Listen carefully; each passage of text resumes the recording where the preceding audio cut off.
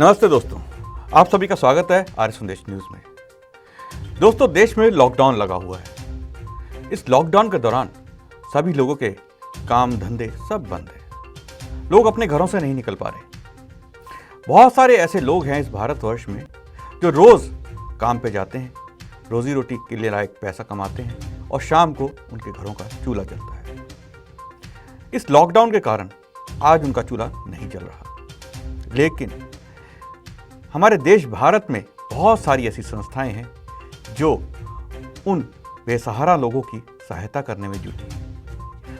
उन्हीं में से एक है आर्य समाज। आर्य समाज भारत की आज़ादी से लेकर जिस भी समय भारत पर कोई संकट आया है, आर्य समाज के लोग उस संकट के दौरान सरकार और राष्ट्र के साथ खड़े नजर आए हैं। और आज इस महामारी रूपी संकट में भी आर्य समाज के सारे कार्यकर्ता कंधे से कंधा मिलाकर सरकार के और प्रशासन के साथ उन गरीब और असहाय लोगों की सहायता में जुटे हैं। आज हमारे साथ मौजूद हैं, सीधे हम बात करेंगे दिल्ली आर्य प्रतिनिधि सभा के महामंत्री और आर्य समाज के राष्ट्रीय प्रवक्ता विनय आर्य जी से। विनय जी, आप हमारे साथ इस बुलेटिन में शामिल हुए, आपका बहुत बहुत स्वागत है। नमस्ते जी। विनय जी, सबसे पहले हम जानना चाहेंगे कि भारत में आर्य समाज किस प्रकार से लोगों की सहायता कर रहा है। देखिए, देश भर में आर्य समाज की हजारों संस्थाएं हैं, नागालैंड से लेकर के गुजरात तक और केरल से लेकर जम्मू कश्मीर तक। इन सभी क्षेत्रों में हमारे अधिकतर आर्य समाज मंदिर अपने क्षेत्रों में ऐसे महानुभावों के लिए जिनको वास्तव में आज इस लॉकडाउन के कारण से कुछ भोजन आदि की वास्तविक समस्या है, उन तक भोजन वितरण करने का कार्य निरंतरता से कर रहे हैं। और ऐसे कार्यों में हमारे कार्यकर्ता भी और जिनको भोजन दिया जा रहा है उन सभी के साथ में सोशल डिस्टेंसिंग का पूरी तरह ख्याल रखा जा रहा है और हाइजीनिक भोजन बने और वितरण करने में भी उसका ध्यान रखा जा सके, इसका विशेष ध्यान किया जा रहा है। विनय जी, कितने लोगों को आर्य समाज द्वारा ये सहायता पहुंचाई जा रही है देश भर में? इनका सही संख्या का तो अनुमान लगाना मुश्किल है, लेकिन जिस प्रकार से समाचार, वीडियो और फोटोग्राफ्स हमारी संस्थाओं द्वारा हमें भेजे जा रहे हैं, उसके आधार पर मैं इतना तो कह ही सकता हूं कि लाखों लोगों तक इस समय तक ये सेवा की गई है और निरंतर चल रही है। हमारे गुरुकुल जो स्वयं भी दान पर चलते हैं, वे भी ग्रामीण क्षेत्र में अपने अपने स्तर पर सेवा कार्य में लगे हैं। हमारे आदिवासी क्षेत्रों में चलने वाले विद्यालय, महाशय धर्मपाल दयानंद आर्य विद्या निकेतन, बामनिया, झाबुआ, भामल, हमारे नागालैंड में चलने वाले शांतिपुर, बोकाजान, धनश्री आदि जो गरीब क्षेत्रों में, आदिवासी क्षेत्रों में चलने वाले विद्यालय हैं, उनके माध्यम से भी हम स्थानीय जनता की जो सेवा कर पा रहे हैं, विशेषकर भोजन में, वो निरंतरता से की जा रही है। जी अच्छा। विनय जी, जैसा कि आपने बताया, भारत में कई जगहों पर, दिल्ली के अंदर भी आपके कार्यकर्ता लोगों को सहायता पहुंचा रहे हैं भोजन और अन्य सामान के द्वारा। ये सहायता आखिर किस प्रकार से पहुंचाई जाती है? इसका तरीका क्या रहता है? कौन सी संस्थाएं इसके लिए कार्य कर रही हैं? आर्य समाज की क्या क्या संस्थाएं इसके साथ जुड़ी हैं? आर्य समाज मंदिर भोजन बनाते हैं। आर्य वीर दल और आर्य वीरांगना दल के कार्यकर्ता उन क्षेत्रों में स्वयं जा करके वितरित करते हैं, क्योंकि हम नहीं चाहते कि सड़कों पर भीड़ बढ़े, हम नहीं चाहते कि किसी भी एक स्थान पर ज़्यादा लोग इकट्ठे हों। इसलिए हमारा प्रयास ये है कि हमारे आर्य दल के कार्यकर्ता, आर्य वीरांगना दल के कार्यकर्ता, हमारा पुरोहित वर्ग और आर्य समाज का युवा नेतृत्व, युवा कार्यकर्ता भी इस कार्य में निरंतरता से लगा हुआ है। और गुरुकुल, जो हमारे गुरुकुल हैं, गुरुकुलों के कार्यकर्ता भी अपने अपने क्षेत्रों में इन सेवा कार्यों को निरंतरता से कर रहे हैं। जैसा कि लॉकडाउन के दौरान बहुत सारे लोग अपने घरों में बंद हैं और बाहर नहीं निकल सकते, ऐसे में बहुत सारी मानसिक और शारीरिक समस्याएं आ रही हैं। लोग घबराए हुए हैं, आपस में उनका व्यवहार बदल गया है। तो ऐसे में अगर हम आपसे बात करें वेद, योग, ध्यान के ऊपर, तो वेद, योग और ध्यान के द्वारा या आदमी को किस प्रकार से इस लॉकडाउन के समय में अपना समय व्यतीत करना चाहिए? देखिए, मैं इतना निवेदन करना चाहूँगा कि ये परिस्थिति और ये समय परमात्मा ना करे कि कभी दोबारा हमारी ज़िंदगी में आए। ऐसे पूरा समय घर पर बैठ कर के हमें अपने परिवार के साथ जो एक अवसर मिल रहा है, इस अवसर का पूरा लाभ उठाएं। जो कार्य हम अपनी ज़िंदगी में नहीं कर सके हैं, उन कार्यों को इस दौरान करने का प्रयत्न करें। जैसे मैं एक एक करके एक एक चीज़ कुछ बताऊंगा, जिसका मैंने खुद भी, क्योंकि मैं भी आप ही में से एक हूं, जो मैंने खुद अनुभव किया। हमने अपने मित्रों को अच्छी अच्छी पुस्तकें रेफ़र की, उनके लिंक भेजे और उनसे कहा कि अपना समय इन पुस्तकों को पढ़ करके, सुन करके बिताइए। कई मित्रों के फ़ोन आए कि बहुत धन्यवाद, आपने बहुत अच्छी पुस्तक भेजी, शायद रूटीन की ज़िंदगी चलती तो मैं इन पुस्तकों को कभी पढ़ नहीं पाता। हमारा जो अध्यापक वर्ग है, क्योंकि आर्य समाज के हजारों विद्यालय चलते हैं, अध्यापक वर्ग इस समय निश्चित रूप से अपने उन विद्यार्थियों को सीधे टच में रखने की प्रयत्न कर रहे हैं, क्योंकि आज आधुनिक युग में हमारे पास में अनेक साधन हैं। स्काइप है, जूम है और व्हाट्सएप है, टेलीग्राम जैसी एप्लीकेशंस हैं, जिनके इस्तेमाल से हम अपने स्टूडेंट्स से लगातार जुड़े रह सकते हैं, ताकि उनके समय का भी सदुपयोग हो सके और वो इस समय का पूरा लाभ उठा सके, क्योंकि जो समय बीत जाएगा ये वापस आने वाला नहीं। तीसरी बात, यज्ञ करने के इस समय 3 लाभ हैं। पहला लाभ, पर्यावरण की शुद्धि। हालांकि वर्तमान में पर्यावरण पूरी तरह से शुद्ध है, क्योंकि इस समय गाड़ियां आदि नहीं दौड़ रही हैं, लेकिन फिर भी जो कोरोना का प्रकोप है, इस कोरोना के प्रकोप में हम चाहेंगे कि कोरोना को फैलने के लिए किसी भी तरह का अनुकूल वातावरण ना मिले। इसलिए सबसे पहला लाभ हम जरूर लें, अपने घरों में यज्ञ करें और अपने आस पड़ोस में रहने वाले महानुभावों को सुबह के शाम 2-3 लोगों को बुला लें, शाम के समय अलग 2-3 लोगों को बुला लें, क्योंकि उस यज्ञ पे भी अधिक भीड़ करना बिल्कुल भी हमारे लिए उपयोगी नहीं है। तथा उनको भी यज्ञ के बारे में, यज्ञ के विज्ञान के बारे में, यज्ञ के पर्यावरण पर पड़ने वाले एक जो सुप्रभाव है उसके बारे में बताएं।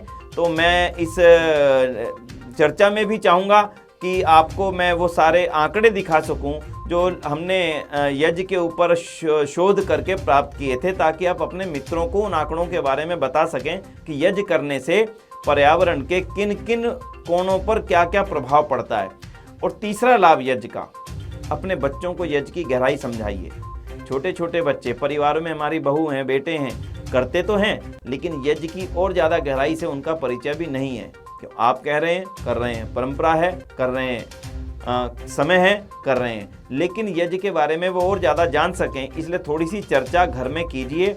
तो इसलिए 3 लाभ लेने के लिए अपने मित्रों को यज्ञ सिखाइए, अपने परिवारों को यज्ञ सिखाइए, यज्ञ के बारे में और निकटता से ले जाइए और पर्यावरण को शुद्ध कीजिए और शुद्ध रखिए अपने घर के वातावरण को। तो ये तो 3 लाभ हुए यज्ञ के, इसलिए यज्ञ जरूर करें। और यज्ञ के जो वीडियोज़ हैं, मैं इसी कार्यक्रम में आपको हम यज्ञ के लिंक्स भी देंगे, ताकि वो यज्ञ के लिंक्स भी आप सब लोगों को भेज सकें। दूसरी बात, स्वाध्याय तो अपने मित्रों को तो अच्छी पुस्तकों का लिंक भेजें ही। ई बुक्स आजकल उपलब्ध हैं, ऑडियो बुक्स आजकल उपलब्ध हैं। और अपने लिए, हमारे आर्य समाज के लोगों की अगर मैं चर्चा करूं, जो आर्य समाज से जुड़े हुए लोग मेरी इस बात को सुन रहे हो, आर्य समाज के लोगों के घरों में लगभग सत्यार्थ प्रकाश, ऋग्वेद आदि भाष्य भूमिका, संस्कार विधि, व्यवहार भानु, आर्य उद्देश्य रत्नमाला, महर्षि दयानंद का जीवन चरित्र, स्वामी श्रद्धानंद जी का जीवन चरित्र, पंडित गुरुदत्त विद्यार्थी का जीवन चरित्र, आर्य समाज का इतिहास, और ऐसी ही जो कुछ ऐतिहासिक पुस्तकें हों। और सबसे बड़ा जो हमें स्वाध्याय निरंतर करना चाहिए वो है वेद। सारी जीवन में हमें इतना समय कभी नहीं मिल पाया होगा जिसमें हम ये विचार करें कि हम आराम से वेद के एक एक मंत्र का स्वाध्याय करेंगे। ये आपके पास एक स्वर्णिम समय है। मैं फिर दोहरा देता हूँ, स्वर्णिम में इसलिए कह रहा हूँ क्योंकि हमारा बस नहीं चलता इस समय के ऊपर।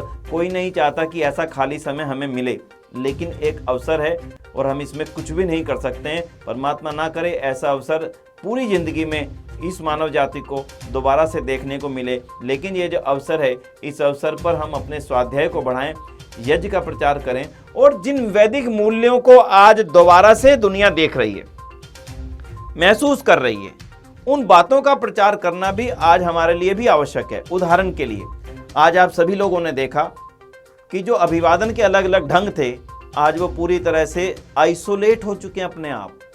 हाथ मिलाना कोई नहीं चाहता, गले लगना कोई नहीं चाहता, चूमना, माथे को चूमना आदि इस तरह के भी अभिवादन के ढंग पूरी दुनिया में कभी देखने को मिलते थे, लेकिन आज इस अवस्था में कोई नहीं चाहता। केवल अभिवादन किस तरह से करें नमस्ते।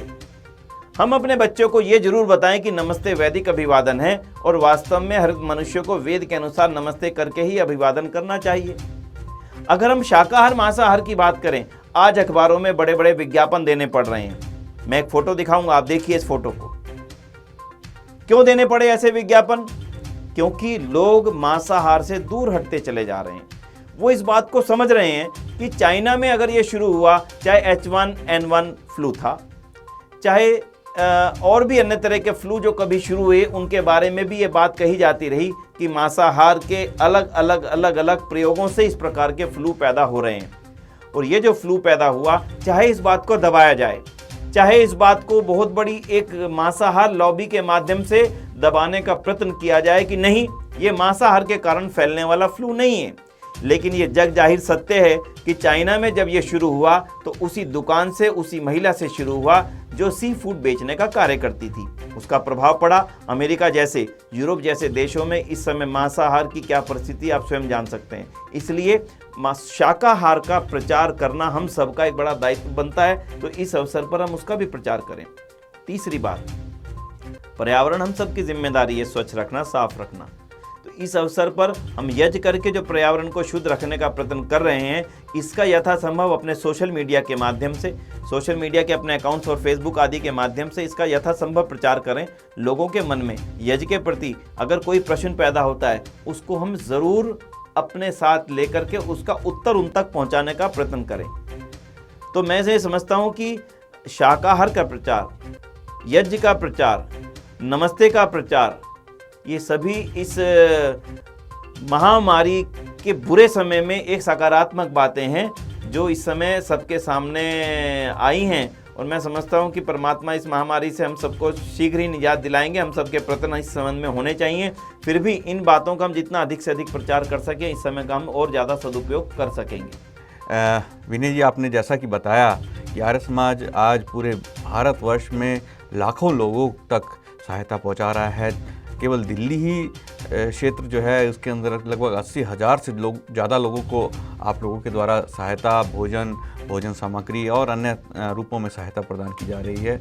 आप लोग जो ये कार्य कर रहे हैं वो एक सराहना योग्य कार्य है। समाज इस कार्य को हमेशा याद रखेगा और हम आशा करते हैं कि जो लोग हमारी इस बुलेटिन को देख रहे हैं वो भी इस कार्य के साथ जुड़ना चाहेंगे।